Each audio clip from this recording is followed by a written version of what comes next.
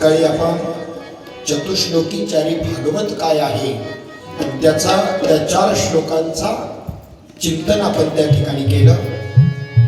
सदोदित असणारं तत्व म्हणजे आत्मतत्व आहे.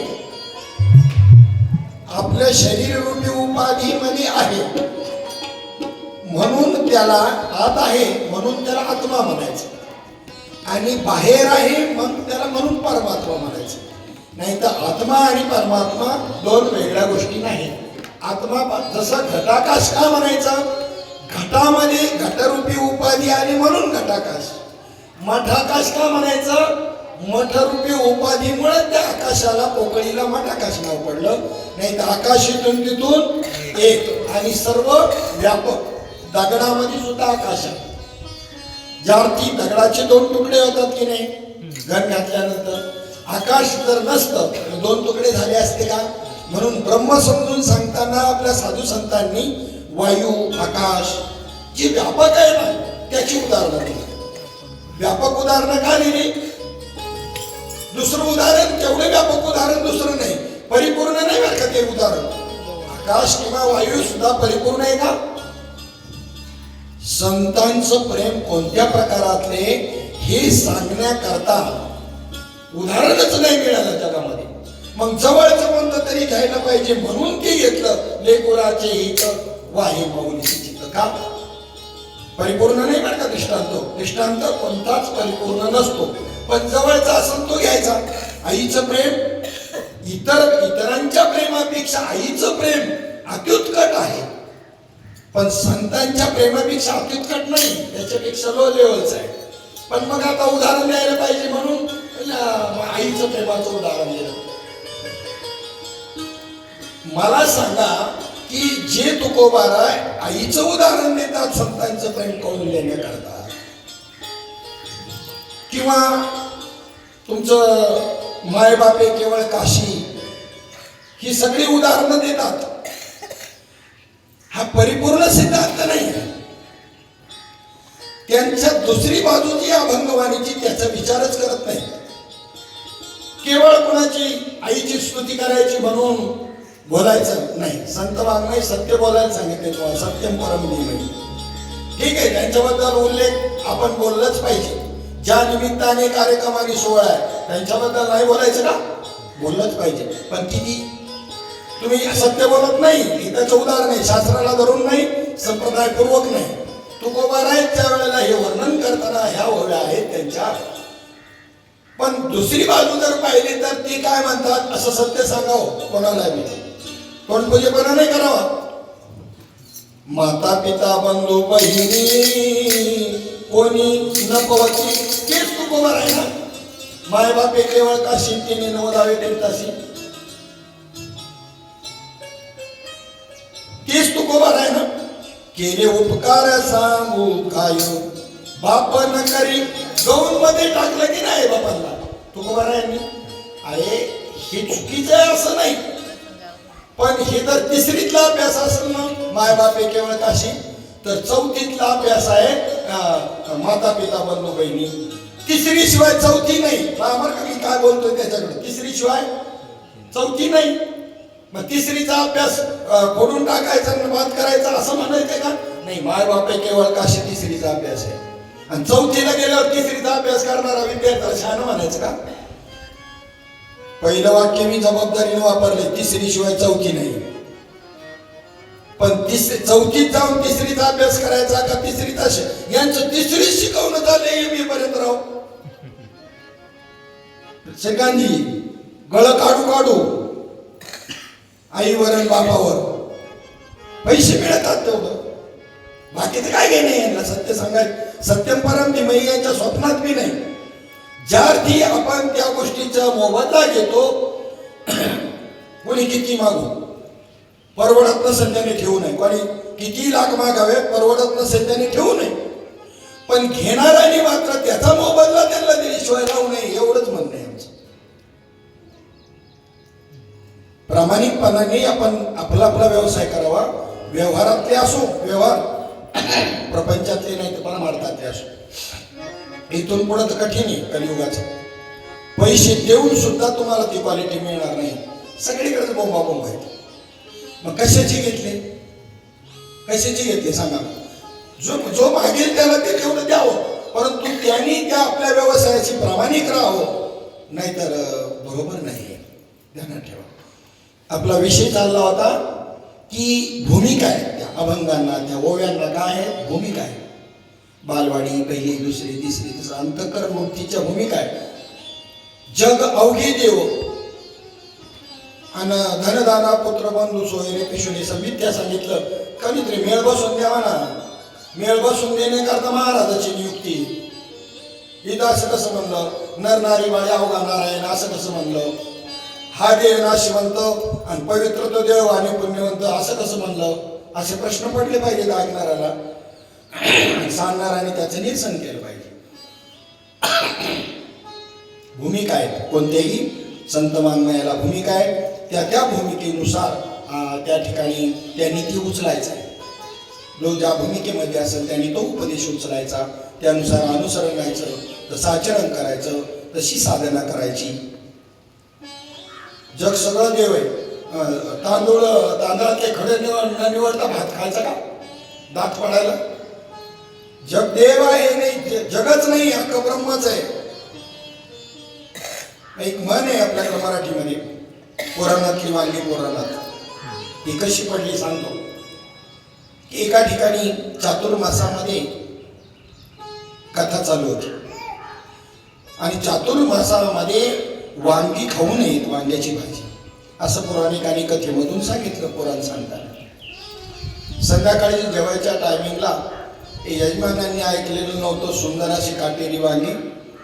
त्याचं भरीतही बनवलं, पात्र कालवण बी केलं. आणि जेव्हा बसल्यानंतर महाराजांसकट सगळ्यांना ते वाढलं. महाराजांना नाही वाढलं. महाराजांनी सांगितलं होतं ना चातुर्मासात वांगी खाऊ नये, मग त्यांना नाही वाढलं, पण बाकीच्यांना वाढलं. त्यांची मला ज्याला मर्जी असेल त्याला ते वाढत होते. आता महाराजांना तर अतिशय आवडीचा पदार्थ वांग म्हणलं. ते म्हणले थोडासा रस्सा आणा. रस्सा म्हणले रस्सी, काही ठिकाणी तर रस्सी म्हणतात. काल परवालाच कुठेतरी ऐकलं त्याला रस्सी. म्हणलं द्या महाराजांना रस्सी, टाका मारू. रस्सा ठीक आहे, पण रस्साही बरोबर नाही. रस्सा तो वेगळा भाव तयार होतो, पण ठीक आहे. पण रस्सी काही ठिकाणी म्हणतात. आणि मग आता ती म्हणली रस्सी थोडीशी द्या म्हणली. चालते, रस्सा चालतो म्हणे. वांग नाही चालले चालतो, रस्सा खायला घेतला तर काय हरकत नाही. मग आता त्याच्यानंतर दिला रस्सा, पण तो रस्सा देताना मध्ये तो चाटू असायचे पूर्वी. आता चाटू राहिलीच नाही. चाटू पार असं घोटून डाळ जरी समजा केली अशी घोटून बनायची, अशी पद्धतशीर गरगट असं वरणाचं असं मस्त वरण, घट्ट वरण व्हायचं. ते चाटूमुळं व्हायचं. आता चमचे आले त्याच्यामुळे तसं नाही होत. आता चमच्याचा जमाना आहे. आता चमचे नाही जाईल. आता चाटू राहिलीच नाही. त्याला शुक्राचार्य म्हणायचे पहिले. म्हणलं ते एक वांगा असं हॉटेलला होतं ना, ते पडायचंच नाही. मग ते यांनी असं आडवा लावला होता ना शुक्राचार्य त्या ताईने. तर त्यावेळेला तो पौराणिक म्हणतो, महाराज म्हणतो, ताई त्याच्या मनाने पडायची इच्छा आहे तर पडू द्या ना. आता त्या वांग्याच्या मनात होतं का महाराजाच्या मनात होतं? नाही महाराज, तुम्ही तर सांगितलं चातुर्मासात वांगे खाऊ नये. ताई ते पुराणात ठेवायचं असतं. असे जर सांगणारे जर असतील तर कसा मेळ बसेल बरं सांगा. चला, या ठिकाणी या श्रीमद भागवताची रचना आहे. 12 स्कंद जे आहे, 12 स्कंदामध्ये पहिला स्कंद जो आहे अधिकाऱ्याचा आहे. अधिकारी कोण? प्रत्येक गोष्टीचा अधिकारी आहे बरं का. आणि सगळे अधिकारी आहेत बरं का. मनुष्य देहाला आलेले सगळे परमार्थातल्या प्रत्येक गोष्टीची काय आहेत? अधिकारी आहेत. मग अधिकारी आहेत तर तो अधिकार त्या ठिकाणी बजावला तर ते अधिकारी होतील. मतदानाचा अधिकार सगळ्यांना आहे की नाही? देशाची नागरिक आहात त्या सगळ्यांना मतदानाचा अधिकार आहे. परंतु या महाराजांचा जय जयकार असो. जय या जय. जा आतमध्ये जा, फ्रेश वगैरे व्हा. आजचे कीर्तनकार आहेत हरिभक्तपर्यंत साक्षीताई मुळे बरं का सिद्धांची.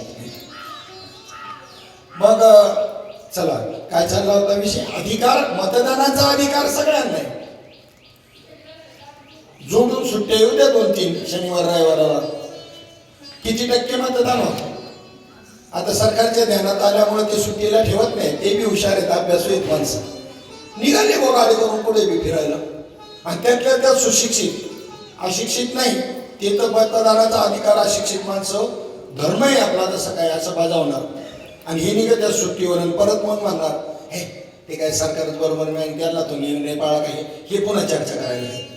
हे सुशिक्षित म्हणून तर बेकार झाले. सुशिक्षित बेकार होण्याचं कारण काय? आणि ज्या मतदानाचा अधिकार सगळ्यांना आहे पण सगळेच बजावतात का, तसा परमार्थाचा अधिकार सगळ्यांना आहे पण सगळे बजावत नाही. मग जो अधिकार बजावेल तो अधिकारी का न बजावणारा अधिकारी? बरं, कशाचा अधिकार कशाला कोणाला आहे? वेदाचा अधिकार सगळ्यांना आहे का? नाही. भक्तीचा अधिकार मात्र सकळांशी येथे आहे अधिकार. सकळांशी येथे आहे अधिकार, सकळांशी येथे आहे अधिकार, सकळांशी येथे आहे अधिकार, सकळांशी येथे आहे अधिकार. सकळांशी येथे आहे अधिकार, सकळांशी येथे आहे अधिकार, सकळांशी येथे आहे अधिकार, सकळांशी येथे आहे अधिकार. कलियुगी उद्धार हरीच्या नामे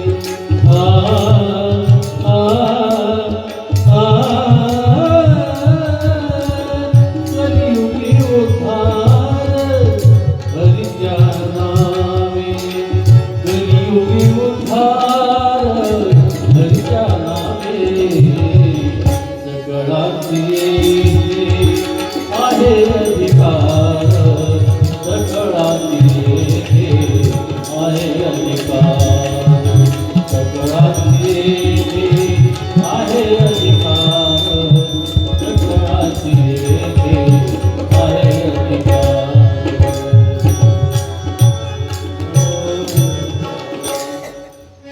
कोणत्या कोणत्या मार्गाचा अधिकार आहे सगळ्यांना? कर्म, उपासना, ज्ञान, 3 मार्ग आहेत.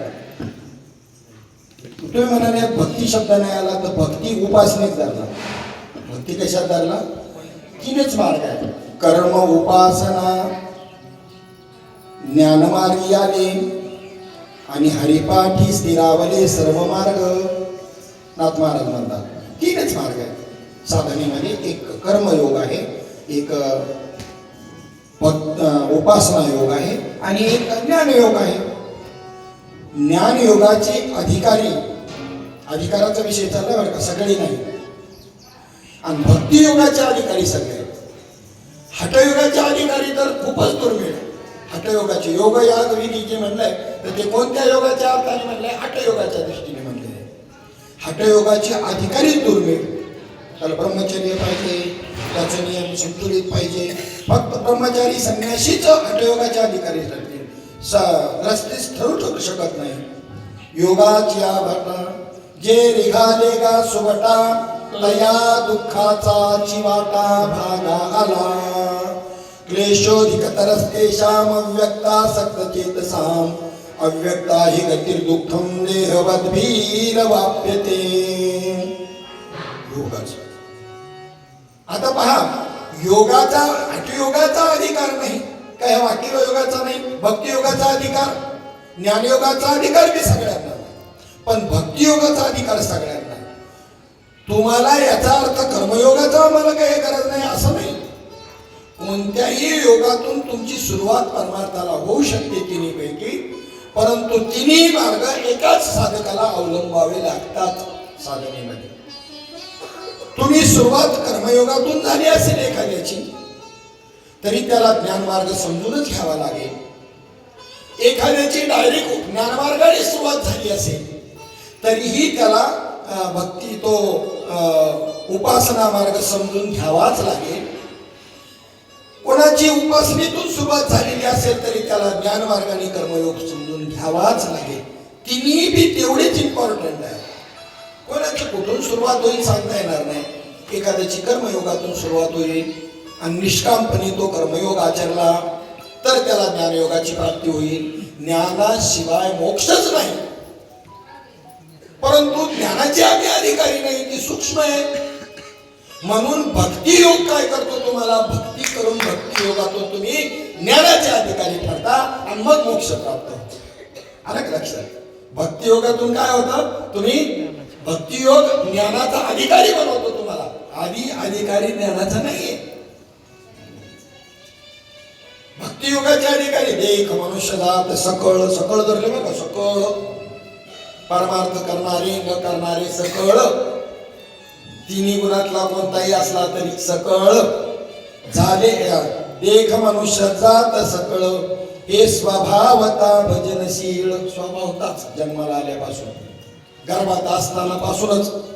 आता बाहेर आल्यावर प्रकृती धर्माने बिघडले असते, पण गर्भात जे भजन तुम्ही करताय प्रबोधित माणसं, तर प्रत्येक जीवानी गर्भामध्ये ते भजन केले. कोणतं भजन केले? जे तुम्ही करताय ना आता प्रबोधित माणसं, ते भजन 21,600 वेळा प्रत्येकाच्या ठिकाणी चालू आहे. गर्भामध्ये ते भजन वाचा नसताना सुद्धा ते करता येतं आणि तो जीव त्या ठिकाणी ते भजन करत होता.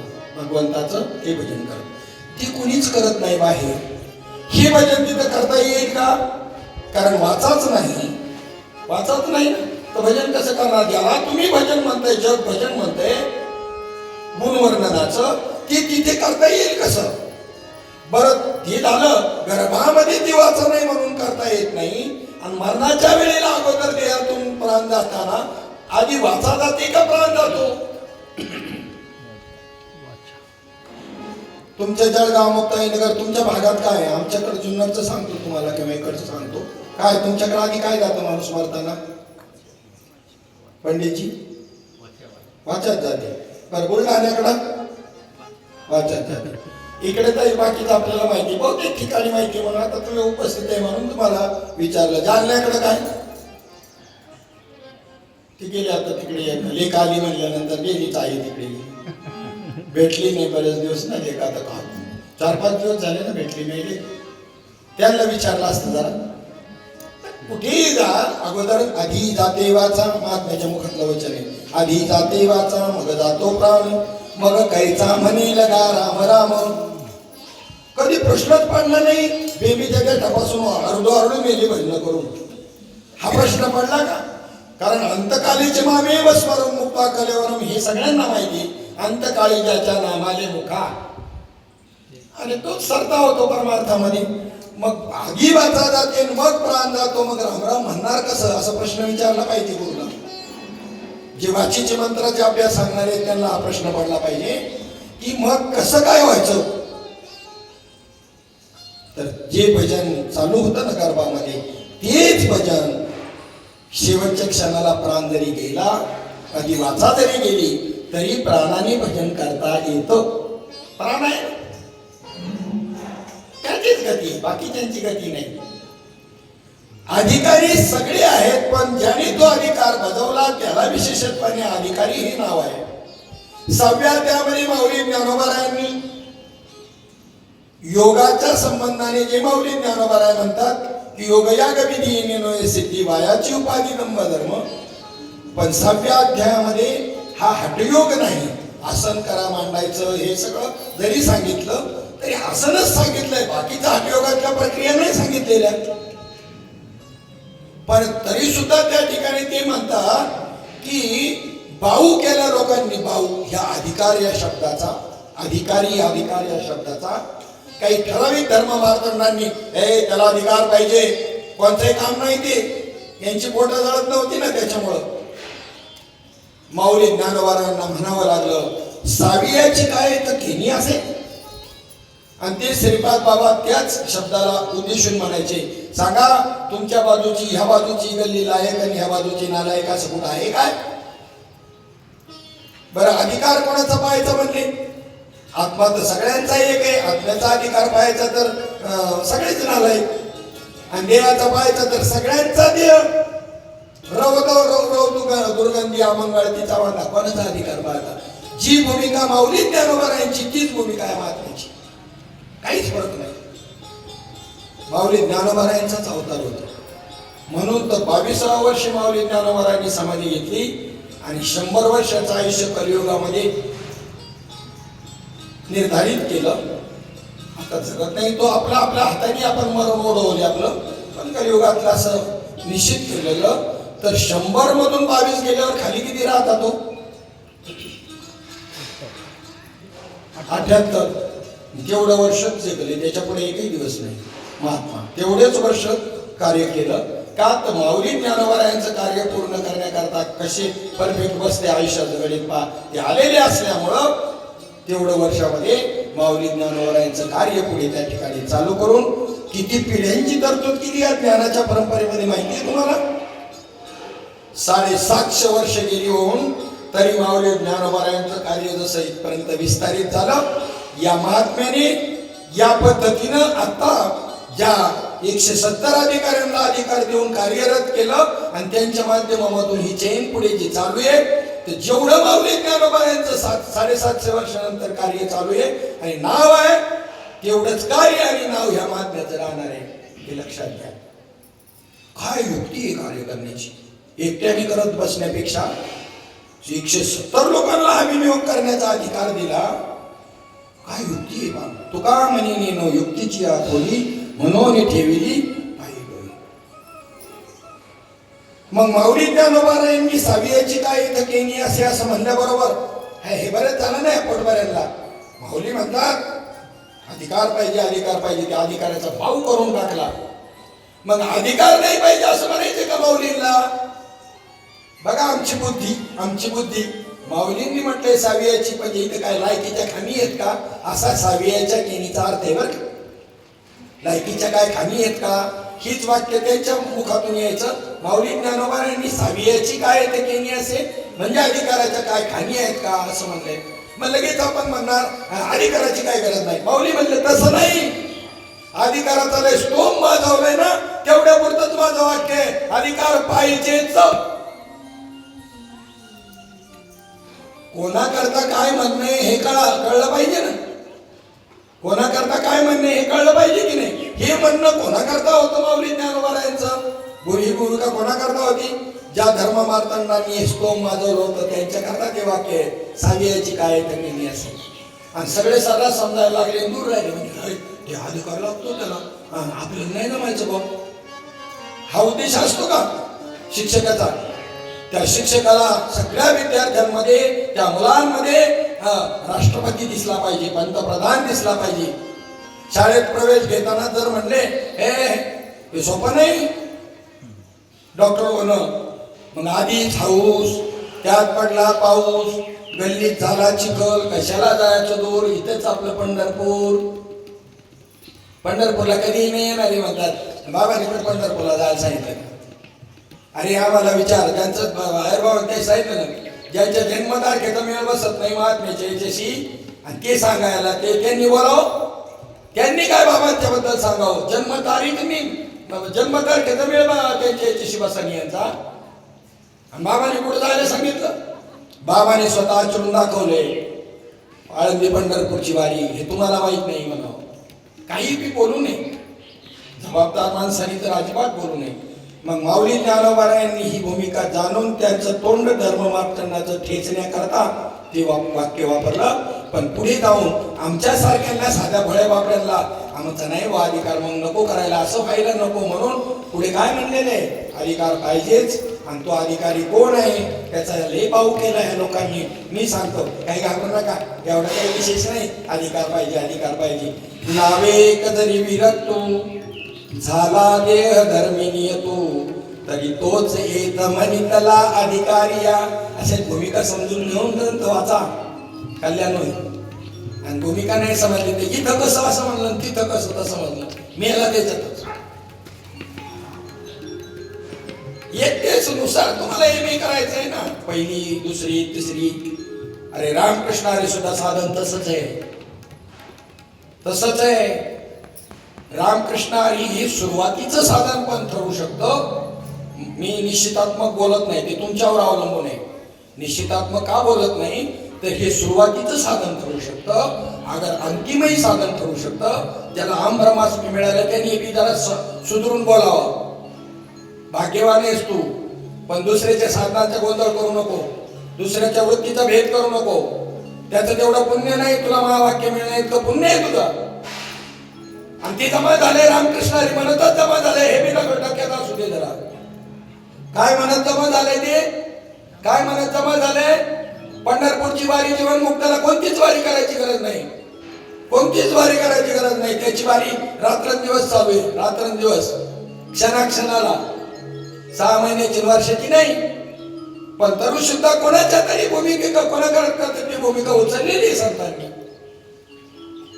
कोणाकरता तरी उचललेली आहे ती भूमिका. बाळकाचे चाली, बालकाचे चाली, बालकाचे चाली, बालकाचे चाली, बालकाचे चाली. माता दानोनी पाऊले खाली, माता दानोनी पाऊले खाली. जैसे शंकर जनी, जैसे शंकर जनी. पाऊल घाली, माता जाणून पाऊल घाली. जैसे शंकर, जैसे शंकर जनी.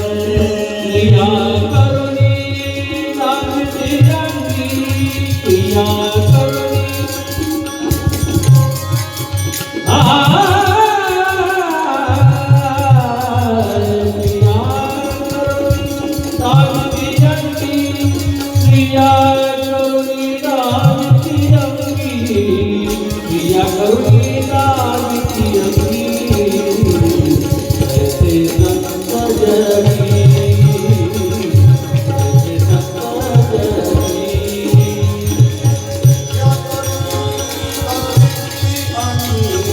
प्रिया करुणी नामची अंगी, कैसे शंकर जनी, कैसे शंकर जनी.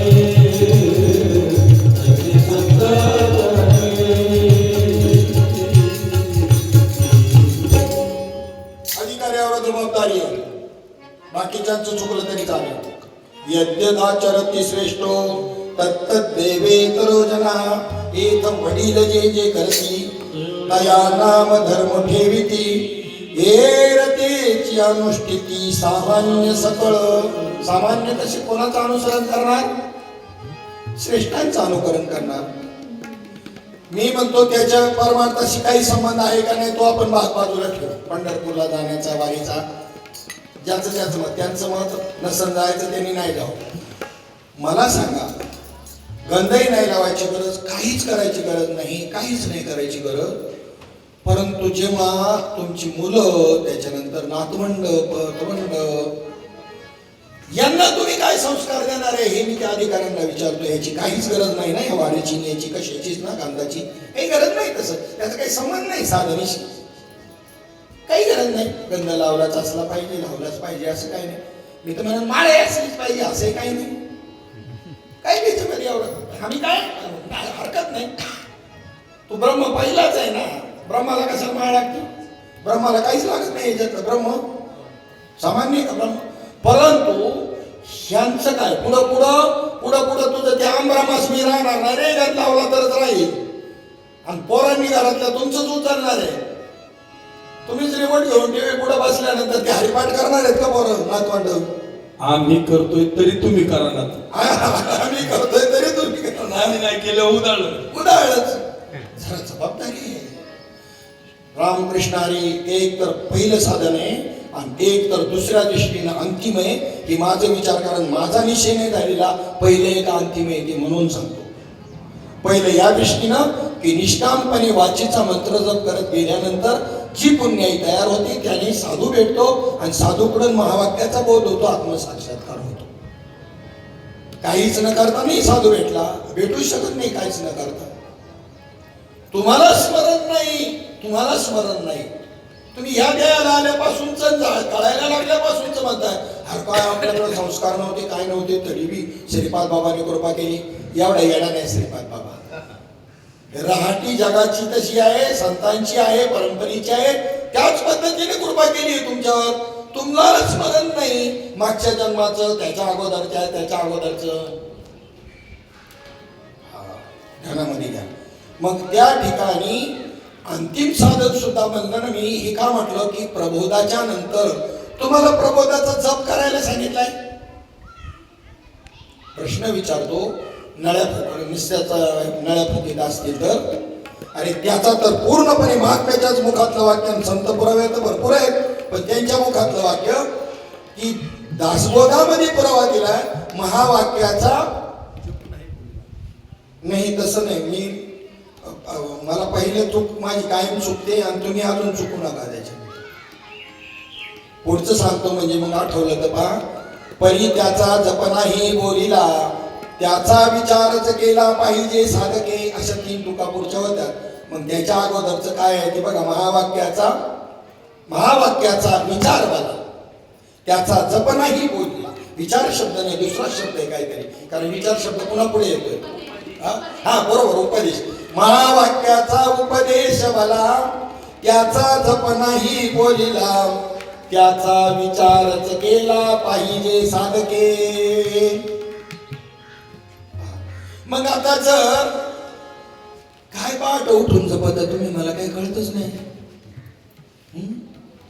3 वाजता उठता, 3:30ला 4ला. मी उठायला माझा विरोध नाही, माझा मुद्दा चाललाय. उठून कायला मुद्दा विरोध नाही बरं का, काही बी घेऊन नाही बोलायचं. मुद्दा पॉइंट कोणता करतोय मी, तुम्ही साधन काय करताय. साधन करायचंच नाहीये, हे साधनच नाही करायचं. नाही तर बाबांनी सांगितलं ना अखंड चिंतन करायचंय, मरेपर्यंत करायचंय. आपण मग कसं करायचंय ते सांगितलंय ना बाबांनी. दासबोधातलं रामदास स्वामींचंच वाक्य ही बाबांच्या मुखात नाही रे, महावाक्याचे हे वाक्य बाबांनी सांगितलेलं आहे. मग काय करायचं, कोणतं नाम कशाला म्हणायचं एवढं सांगा ना. नाम कशाला म्हणायचं, याला तत्वमसी महावाक्य म्हणलेलं आहे प्रबोधाचं जे दिले त्याला. आणि माऊलींच्या एक अभंगामध्ये आले तत्वमसी महावाक्य, नामाचा अर्धांश नाही तेथे. फैसला झाला पाहिजे चर्चा करताना, कोणीही असो फैसला झाला पाहिजे. त्याला तत्वमसी महावाक्य म्हणले जे प्रबोधाला दिले त्यावेळेला. आणि त्यात तर माऊली म्हणतात नामाचा अर्धांश सुद्धा नाही. आता मग नाम काय, आणि अखंड जपायचंय. प्रश्नच आहे मोठा.